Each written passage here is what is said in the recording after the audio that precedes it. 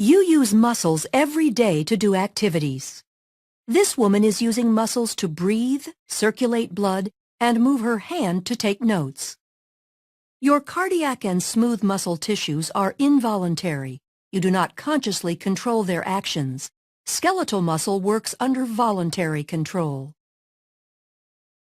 Skeletal muscles are composed of bundles of muscle fibers. Muscle fibers are long cylindrical cells containing several nuclei. Muscles will contract or relax when they receive signals from the nervous system. A neuromuscular junction is the site of the signal exchange.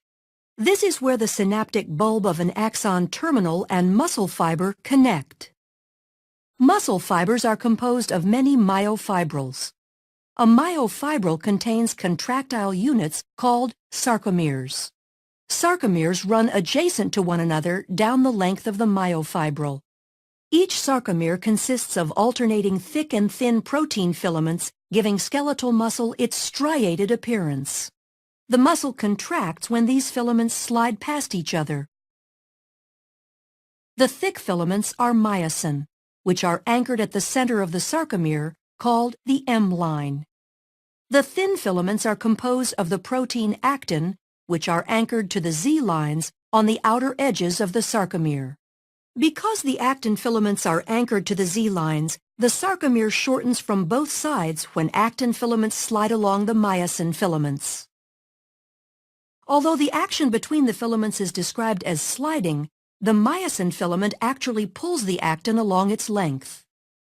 The cross bridges of the myosin filaments attach to the actin filaments and exert force on them to move.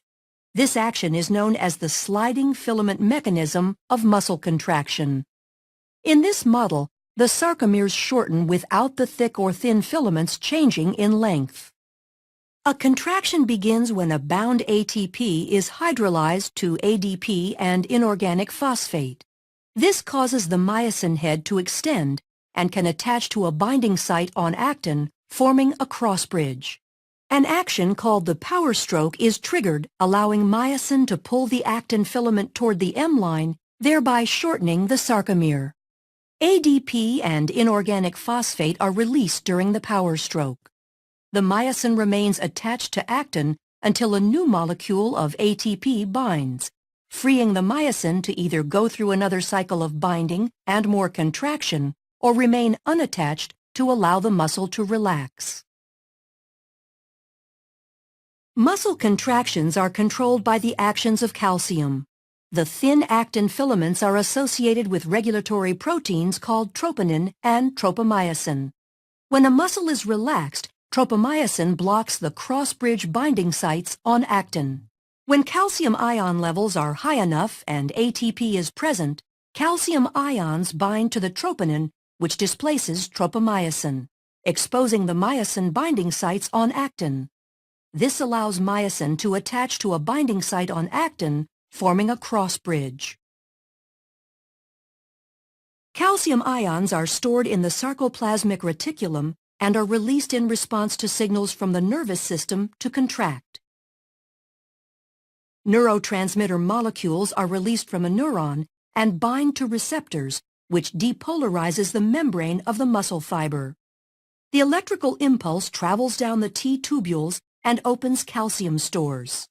Calcium ions flow to the myofibrils, where they trigger a muscle contraction. As the actin and myosin slide along each other, the entire sarcomere shortens as the Z lines draw closer to the M line.